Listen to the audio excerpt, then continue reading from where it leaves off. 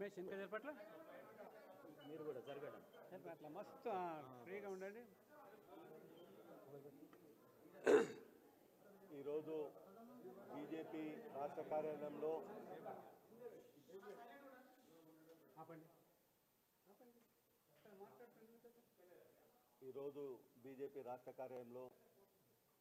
సావిత్రిబాయి పులే జయంతి 194వ జయంతి సందర్భంగా ఇక్కడ BJP OBC Morcha జాతీయ అధ్యక్షులు రాజ్యసభ సభ్యులు డాక్టర్ లక్ష్మణ గారు ఘనంగా నివాళులర్పించారు.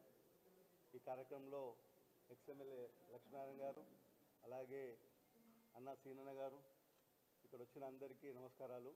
ముఖ్యంగా ఈ దేశంలో బాలికలు చదువుకుంటేనే వాళ్ళ జీవితాలు బాగుపడతాయనే ఆలోచనతో సావిత్రిబాయి పులే చిన్నతనంలోనే జ్యోతిరావు పులేతో వివాహమైన తర్వాత ఆ కాలంలో అప్పటి పాలకులు ఎంత వ్యతిరేకిస్తున్నా కానీ పిల్లలకు విద్యాభ్యాసం ఉంటే తమ జీవితాలు చక్కబరుచుకుంటున్న ఉద్దేశంతో ఎన్ని ఆటంకాలు వచ్చినా, ఎన్ని విధాలుగా దాడులు చేసినా ఆ రోజు పాఠశాలలు ఓపెన్ చేసి ఆమెనే మొదటి ఉపాధ్యాయురాలుగా ఆమె పిల్లలకు పాఠాలు నేర్పించి అనేక విషయాలలో ఈ ఆడపిల్లల జీవితాలను చిన్నతనంలో పెళ్ళిళ్ళు కావడము, వాళ్ళు వితంతులు కావడము, ఇలాంటి విషయాల ఉద్యమాలు చేసి, అలాగే అప్పుడు ప్లేగ్ వ్యాధి వచ్చి వాళ్ళకు సేవ చేసుకుంటూనే ఆమె జీవితము ముగిసింది. అలాంటి సావిత్రిబాయి పులే ఆదర్శాలను ఈరోజు భారత ప్రభుత్వం నరేంద్ర మోడీ గారి ప్రభుత్వంలో ఈరోజు అన్ని విషయాల్లో మహిళలకు అగ్రస్థానం ఇస్తూ అనేక విషయాలలో అనేక పథకాలు తీసుకొచ్చి ముందుకు సాగుతున్న నరేంద్ర మోడీ గారి నాయకత్వంలో బీజేపీ పార్టీలో పనిచేస్తున్నందుకు మేము ఎంతో గర్విస్తూ ఈ కార్యక్రమంలో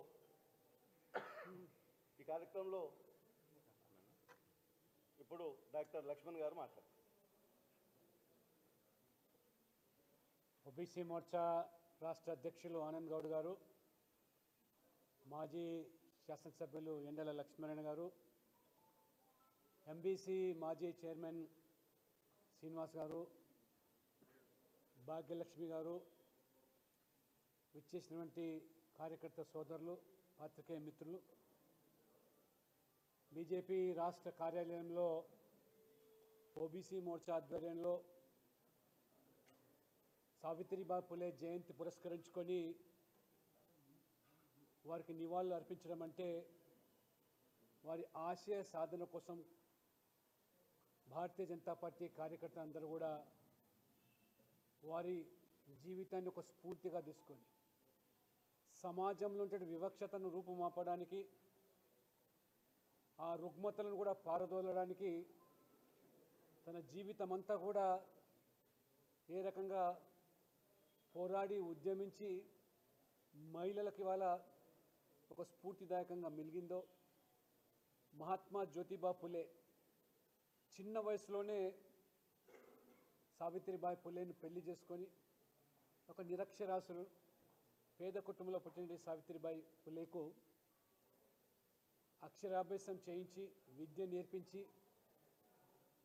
విద్య ద్వారానే వికాసం చెందొచ్చని, చదువుకు మించిన సంపద ఏదీ లేదని, ఆ రోజుల్లో ముఖ్యంగా మహిళలు అసలు చదువుకోవడానికే వీల్లేదని ఏవైతే ఆ రోజు ఆ సమాజం యొక్క కట్టుబాట్లను తెంచుకొని జ్యోతిబా పులే తన భార్యకు చదువు నేర్పించి మొదటి మహిళా ఉపాధ్యాయురాలుగానే ఈ దేశంలో ఆ ఖ్యాతి ఒక బీసీ బిడ్డ మహిళకు దక్కిందంటే మనమన్నా కూడా గర్వపడాలి.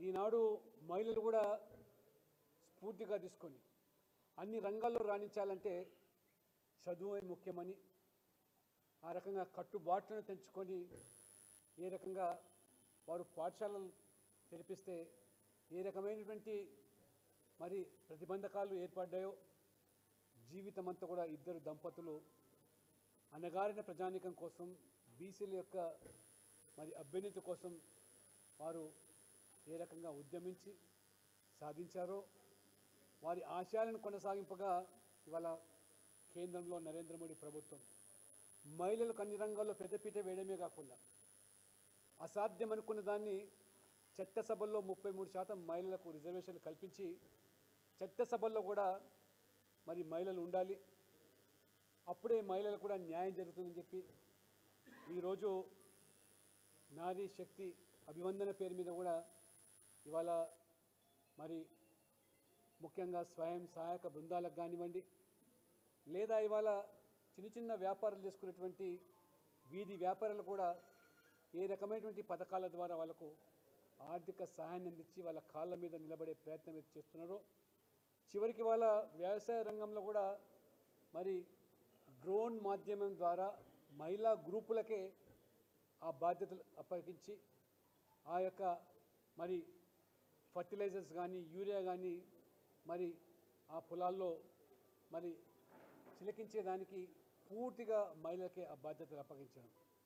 ఈ రకంగా మహిళలు సావిత్రిబాయి పులేను స్ఫూర్తిగా తీసుకొని రాజకీయాల్లో కూడా రానవలసిన అవసరం ఉంది. తెలంగాణలో కూడా ముఖ్యంగా ఇవాళ రాష్ట్ర ప్రభుత్వం ఆలస్యమైనప్పటికీ ఇవాళ సావిత్రిబాయి పులే జయంతిని మరి మహిళా ఉపాధ్యాయురాలుగా మరి ఈరోజు పరిగణిస్తూ ప్రభుత్వ పరంగా అన్ని పాఠశాలలో కూడా ఉత్సవాలు జరపడం శుభపరిణామం. కానీ ఎంతటితో సరిపోదు. మీరు కాంగ్రెస్ పార్టీ ఎన్నికల ముందు అయితే హామీలు ఇచ్చారో బీసీలకు అన్ని రంగాల్లో పెద్దపీట వేస్తామని బీసీల ఓట్లు పొంది సంవత్సరం కావస్తుంది. కామారెడ్డి డిక్లరేషన్, ఇవాళ కామారెడ్డి డిక్లరేషన్ మీద రేవంత్ రెడ్డి గారు స్పందించాలి.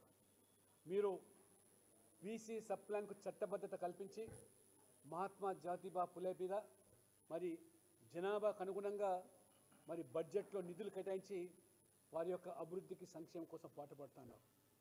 ఇప్పటి వరకు కూడా దాని మీద కనీసం ఆలోచన చేయలేదు. ప్రతి ఏటా 20,000 కోట్ల రూపాయలు బీసీల సంక్షేమం కోసం మరి ఆ రకంగా ఈ 5 సంవత్సరాలు 1,00,000 కోట్లు ఖర్చు పెడతామని చెప్పిన మీరు మరి మొదటి బడ్జెట్లో అరకొర నిధులు కేటాయించి బీసీలకు అన్యాయం చేశారు. అన్నిటికి మించి స్థానిక సంస్థలో 42% రిజర్వేషన్లు మీరు కల్పిస్తామని చెప్పారు. అది ఓట్లు సాధించుకోవడానికి మాత్రమే కాదని ఇవాళ అమలు చేయాల్సిన బాధ్యత మీదని. మీరు ఏదో నెపంతో దాటవేసే ప్రయత్నం చేస్తే 42%ని 42% అమలుతోనే స్థానిక సంస్థల ఎన్నికలు జరగాలి తప్పితే ఆ 42%లో కూడా మరి ముస్లింలను ఓబీసీలో చేర్చి ముస్లింల యొక్క వాటా తన్నుకొని పోతామంటే భారతీయ జనతా పార్టీ సహించే ప్రసక్తి లేదు. మండల్ కమిషన్ సిఫార్సు ఆధారంగా ఈ పార్టీకే వృత్తిపరంగా ఉన్నటువంటి కొంతమంది ముస్లింలు ఓబీసీలో కొనసాగుతున్నారు. అది కాదు అని చెప్పి తగుదనమ్మా అని చెప్పి ఆనాడు రాజశేఖర రెడ్డి గారు ముస్లింల కోసం ప్రత్యేకంగా 4% రిజర్వేషన్లని ముస్లింలందరూ ఓబీసీలో జాబితాలు చేర్పించి ఓబీసీల యొక్క ఏదైతే ఇవాళ హక్కులను కాలరాయిస్తున్నారు. ఇవాళ కాంగ్రెస్ పార్టీ లేదా ఇవాళ దేశవ్యాప్తంగా కొన్ని ప్రాంతీయ పార్టీలు ఇవాళ మమతా బెనర్జీ అయితే కానివ్వండి లేదా కర్ణాటకలో కానివ్వండి ముస్లింలను మొత్తం కూడా ఓబీసీలో చేర్పించి అసలు ఓబీసీల యొక్క హక్కులు కాలరాస్తూ ఉన్నారు. వాళ్ళు హైదరాబాద్లో 34% రిజర్వేషన్ ఉన్నటువంటి ఓబీసీలకు ఇవాళ 150 డివిజన్లలో 50 డివిజన్లు బీసీలకు రావాల్సిన వాటాను ఇవాళ దాదాపు మరి 32 సీట్లు ఇవాళ బీసీల పేరు మీద ముస్లింలు తన్నుకొని పోతూ ఉంటే కాంగ్రెస్ ఓట్ల కోసం ఇవాళ బీసీల ప్రయోజనం పణంగా పెడతా ఉంటే రాహుల్ గాంధీ మొసలి కన్నీరు గారుస్తూ ఉన్నారు బీసీల పట్ల. ఇవాళ బీసీల రిజర్వేషన్ మాట్లాడే నైతిక హక్కు రాహుల్ గాంధీకి లేదు.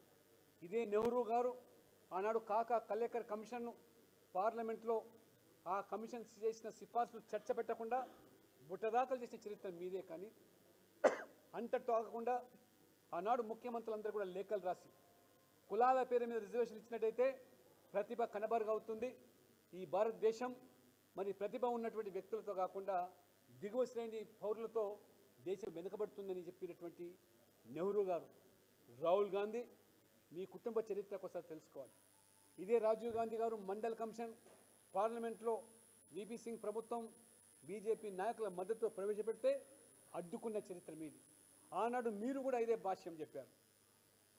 కులాల ప్రాతిపదిక రిజర్వేషన్లు చెల్లుబాటు కాదు, పేదరికాన్ని ఆసరాగా చేసుకొని రిజర్వేషన్ కల్పించాలని చెప్పిన మీరు ఆ యొక్క మండల్ కమిషన్కు వ్యతిరేకంగా గంటన్నర పార్లమెంట్లో అనర్గళంగా మీరు ఉపన్యసించిన మీరు మరి రాహుల్ గాంధీ గారు రాజీవ్ గాంధీ వైఖరి ఏంటి, ఇందిరాగాంధీ గారు మండల్ కమిషన్ను ఏ రకంగా తొక్కిపెట్టిందో, మొరార్జీ దేశాయ్ ప్రభుత్వం జనతా పార్టీ ప్రభుత్వం మండల్ కమిషన్ను వారు ఏర్పాటు చేస్తే ఆ మండల్ కమిషన్ మీద చర్చ లేకుండా ఏ రకంగా ఇందిరాగాంధీ గారు తొక్కిపెట్టారో ఇది మీ చరిత్ర. రాహుల్ గాంధీ గారు రాజ్యాంగ పుస్తకం పట్టుకొని వాళ్ళు ఊరేగిస్తే కాదు, రాజ్యాంగం యొక్క విలువలు కాలరాసినటువంటి చరిత్ర మీ కుటుంబానికి. బీసీల యొక్క మరి గొంతు నొక్కింది మీ ప్రభుత్వం. మీ అధ్యక్షుడిగా, ఏఐసిసి అధ్యక్షుడిగా ఒక బీసీ ఆనాడు కొనసాగితే ఏ రకంగా అవమానపరిచి, ఏ రకంగా వాళ్ళు బంధించి సోనియా గాంధీ పగ్గాలపై చెప్పిన మీది. ఆ రకంగా చరణ్ సింగ్ ప్రధానమంత్రి అయితే ఒక ఓబీసీగా, అదే రకంగా దేవగౌడ ఓబీసీగా ప్రధానమంత్రి అయితే ఏ రకంగా పదవి నుంచి తొలగించిన చరిత్ర మీ కాంగ్రెస్ పార్టీది, మీ ఇందిరాగాంధీది. ఇది కాంగ్రెస్ పార్టీ చరిత్ర. ఇవాళ నరేంద్ర మోడీ గారు ఆ బీసీలో ఉన్నటువంటి ఆ నిముత్యాలను ఇవాళ చరణ్ సింగ్ గారి పార్టీ ఏదైనా వాళ్ళ గౌరవించి ఇవాళ భారత రత్న వారికి అవార్డు ఇవ్వడం జరిగింది. కర్పూరి ఠాకూర్ ఒక పేద మరి కుటుంబంలో పుట్టిన వ్యక్తి, అత్యంత వెనుకబడ్డ సామాజిక వర్గానికి సంబంధించిన వ్యక్తి, ఓ మోచి మరి వృత్తిలో కొనసాగిన వ్యక్తి ముఖ్యమంత్రి అయితే, 2 సార్లు బీహార్కు ముఖ్యమంత్రి అయితే ఎంత ఉదారంగా వారు ఆనాడు మరి అగ్రవర్ణాలు ఉన్న పేదలకు కూడా రిజర్వేషన్ ఇచ్చిన మహానుభావుడు కర్పూరి ఠాకూర్ అని. అటువంటి మహనీయుని కూడా మీరు గౌరవించకుండా, గుర్తించకుండా కేవలం మీ కుటుంబ సభ్యులకు మాత్రమే బతికున్నప్పుడే నెహ్రూ గారికి భారతరత్న, ఇందిరాగాంధీ గారికి భారతరత్న, అదే రకంగా చనిపోయిన తర్వాత రాజీవ్ గాంధీకి భారతరత్న ఇచ్చారు. కానీ కర్పూరి ఠాకూర్కి ఇవ్వలేదు, చరణ్ సింగ్కి ఇవ్వలేదు, మన తెలంగాణ బిడ్డ పివి నరసింహరావు కూడా ఇవ్వలేదు.